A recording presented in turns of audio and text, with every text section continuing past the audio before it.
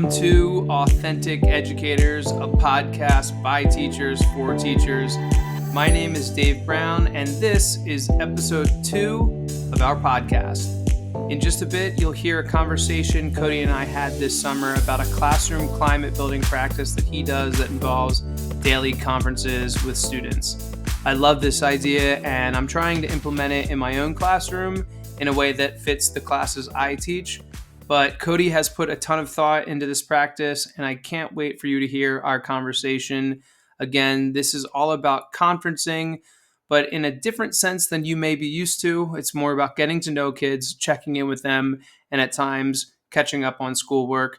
So now I'd love for you to hear this interview. Hello, Authentic Educators community. This is Dave Brown here today with my co-host, Cody Crook. And today we're going to talk about something that Cody does in the classroom that I think is really a great way for him to feel the pulse of the classroom and build a rapport with his students.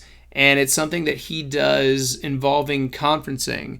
And when I hear the word conferencing, what I think about is you sit down with students to talk about long extended projects, or as a former English teacher, I had conference with kids to go over essays and look at their thesis. When Cody brought this up to me, that's what I had in mind. But then when he explained what conferencing looks like in his classroom and how he uses it on a daily basis, I was pretty inspired, and it was something that I thought of wanting to implement in my classroom. So Cody, why don't you take the mic and talk about what you do with conferencing in your classroom? So all those types of conferencing are relevant, and I still have them in my classroom. And I haven't done this for 10 years. I've literally done this for the 23-24 school year for the first time. And I had so much success with it that some variation of it I plan on incorporating into my classroom for the rest of my career. I want to give credit, however, where credit's due. I was totally inspired by reading Kelly Gallagher and Penny Kittle's book, Read 100 or Read 180 days. Yeah. That is. And either both of them or one of them talked about their conferencing concept, and I said I want to try that. And I don't know about you, but like a lot of times, and maybe our listeners out there will have a similar thing where you like an idea, but it doesn't exactly fit into your classroom exactly how it's described. Like there is a need for versatility, for adaptability that's going to make it work for you. So what I did during my classroom, and my classroom has 55-minute periods, so that is important. It certainly would work with anything longer than that. I think if you're teaching in a 50-minute class period, it can work as well. If you're shorter than that, that's where you might have to be a little bit creative to implement it. So as a middle school English teacher, I begin, I want to say 80% of my classes with 10 minutes of independent reading. That's just part of the culture. That there's not like a question, what are we doing today? The kids know that that's going to happen, so they come in and they have that consistency. And so as they come in and as they're reading, I start having these conversations with students. So the key thing is you need to have something that your students can be working on in such a way that your direct supervision is not paramount. So as a business teacher, I'm not sure what that would look like, right? You've been teaching business for a year. Maybe you don't know what that looks like yet. If I were a math teacher, maybe it's giving them time to work on the next night's homework or get a start on that. But the key is you want to have about 10 minutes, plus or minus maybe a couple, to have anywhere from like 2 to 3 minute conversations with the kids. And the kid, so in my class, right, they're reading. I'll call them out. I bought one of those, one per class, of those little like composition books. Yeah. Next year, I might just try to buy one of them. So I had 5 of them for each of my classes. So next year I might have, just one big one that's big enough. And I had a 2-page spread with each student's name on it. And so when the student would come out, I would say, hey, Dave, come on out. I gave the kids the option of where they would want the conversations to take place for the first round. I'm like, hey, in the future, do you want to do this out in the hall? Do you want to do this at my desk, or do you want to do this at your desk? And I think giving them that option is important, because it gives them a little bit of control over this thing that maybe they'd never done before. And to me, it's all about building a relationship with each of the students in my classroom. So the students would come out. I'd begin everyone with, how are you doing? 99% of the time, I'm doing well, right? They give you this, like, all right, let me just go through the motions here. And then I would just ask them as a follow-up, is there anything that you need to talk to me about? Which gives them the opportunity to, when I was in that groove, I would say I met with every student bi-weekly, maybe every 3 weeks, depending on holidays and such. And most of the time the kids, I'm doing well, no, I'm good, but it gives them an opportunity to, if they need something. Yeah. I remember there was this one young lady who, when I had the question, she threw me for a loop because she's like, well, I'm not doing that well today.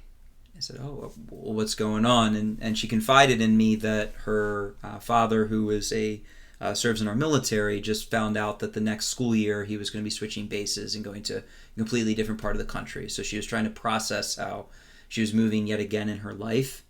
And what I had scheduled for that week just went out the window at that point. It was more checking in with her as a human being on, how she was feeling with that.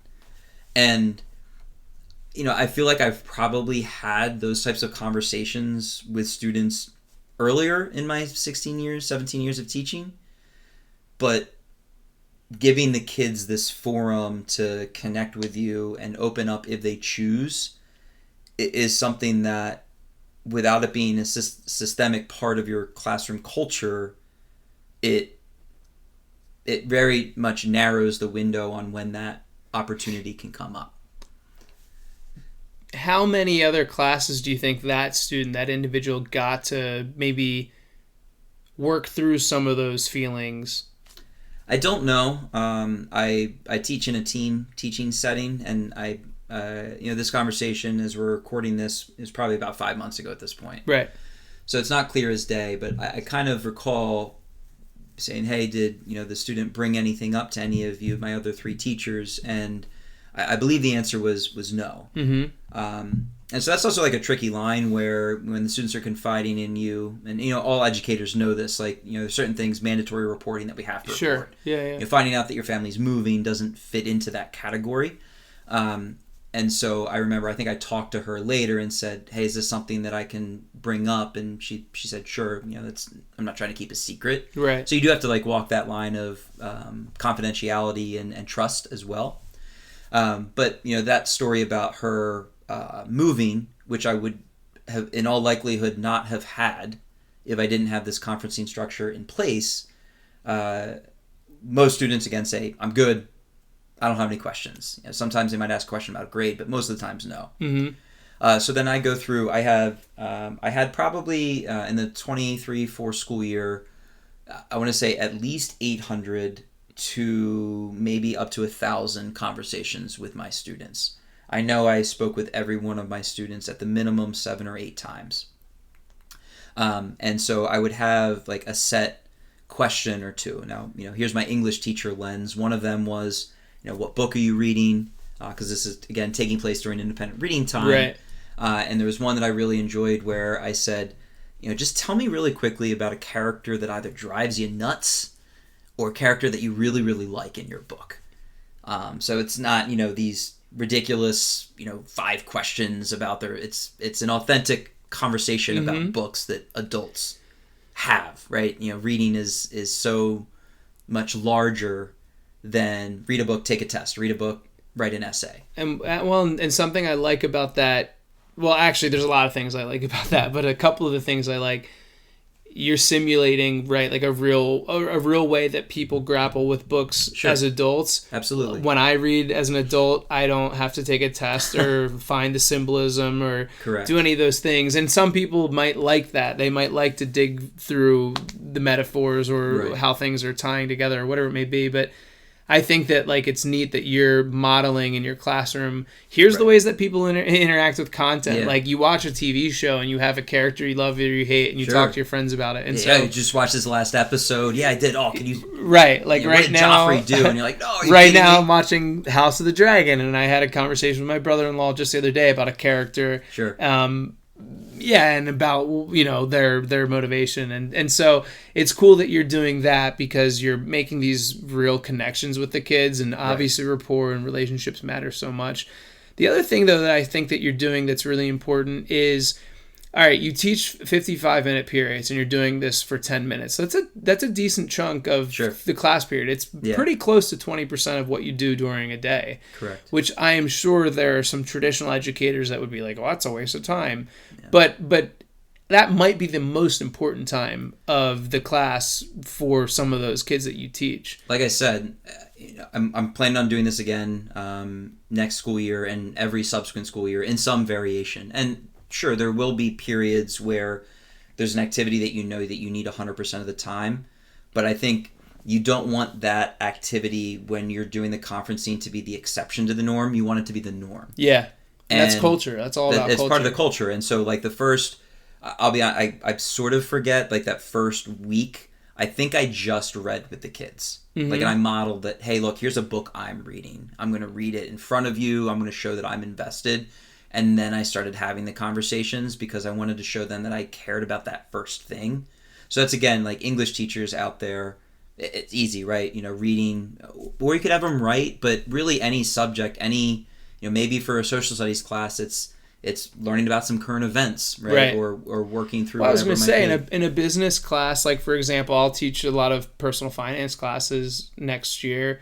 I could maybe have them reading market reports or reading like business journals or, you know, there's plenty of information about how markets are shifting and moving. And while kids are doing that kind of a thing, another connection to the business world is like, think of like the consulting field or like interviewing, and not that I'd want it to be high pressure like that, but I'm sure there's ways that I could implement this or other business teachers could. And the reality is any teacher, if you're an art teacher, maybe you sit down and talk about like what's been moving you lately. What's something that's inspired you lately. Journal writing. Yeah. You know, like whatever it is needs to relate to the curriculum in some way, because you don't want to be having that one-on-one conversation wherever it may be and then have 20 to 30 kids in the classroom just going nuts. Like, that's not art viable. They could be doing a free draw, social studies, current events. But I think that, you know, what you mentioned in that it's the most valuable element of my class is true, because that's the time where I really get to connect with the students in a way that is real and the way that shows that I care about them. Mm-hmm.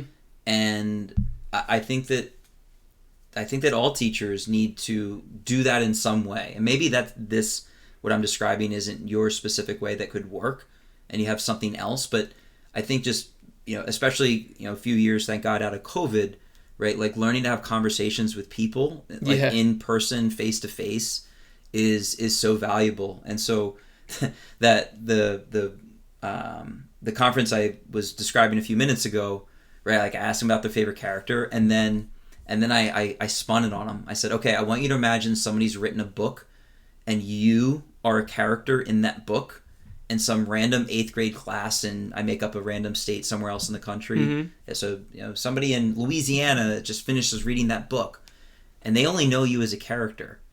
What are they going to talk about in their class seminar about what bugs or what they really like about you?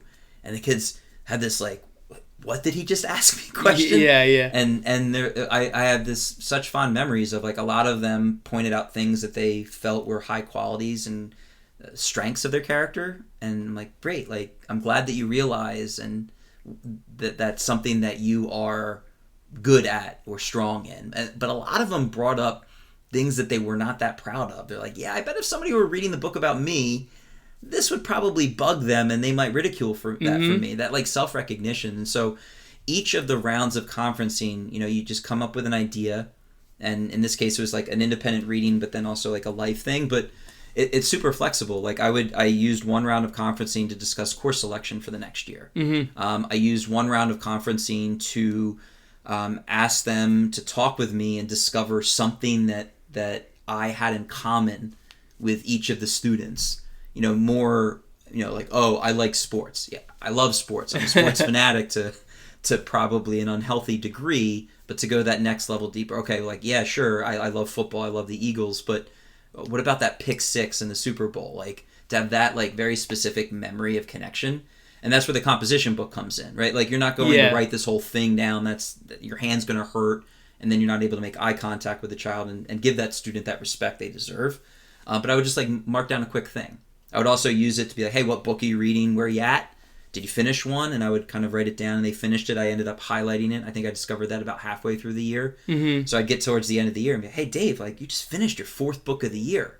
Like, that's data I'm never going to remember in any way, shape, or form if I'm just, like, walking around looking at the kids' books. But, like, oh, hey, how is this book going? You know, how is the Fellowship of the Ring going? They walk away from it realizing that you care about them. Yeah. And that, to me, is the, mic drop. You don't need anything more going on than that to make it viable. Well, and I've been in your classroom before, and one thing that you're really good at is like these callbacks to kids and making specific references. So I'm sure this just gives you fodder for like talking about a new vocab word and tying in the kid who brings up a pick six and uses whatever, connects it to a vocab word, exhilaration, whatever. But not to sound contrived, but what you're doing here is creating a really authentic connection with the kids. And a lot of what happens in a classroom, or a lot of what kids remember, is never really the lessons they were taught, but it was the way that they felt. And that is probably one of, if not the most critical factors in terms of a kid enjoying and being successful in a classroom. So kudos to you for doing something that's really leading the way there and is giving the kids a space to sort of be themselves and to express themselves and to be safe. Any final takeaways you have about this, or just why you see value in doing this every day, and even though it's cutting into such a large chunk of your time? Our curriculum's important, but the human beings involved in the classroom are so much more important. And to be able to create a structure and a culture in your community that allows connection between teacher and student, to me is what I want for my sons, right? I want my sons to have teachers that are able to connect with them in this way. And not that I'm not everybody's favorite teacher, nor should I be. And not that every student is going to say, oh, that was the most valuable time in my classroom. But I know that I've put my best foot forward in terms of trying in my best way, my most authentic way, to build that relationship and connection with the student. And so, listeners out there, whatever, if you want to read Penny and Kelly's book, or try my variation or come up with your own variation. It's to me, it's irreplaceable and something that can be very transformative in your classroom. At the end of the day, find a way to connect with kids. Yep. Cody, thank you so much. For listeners, if you need to reach out to us, authenticedpod@gmail.com is how you can reach out if you want to ask Cody any questions about what he does. Be happy to further the conversation. Yep. And thank you so much. This is Authentic Educators, a podcast for teachers by teachers about best lessons, favorite classroom moments, and strategies you can implement today. We'll talk to you guys next time. Have a great week.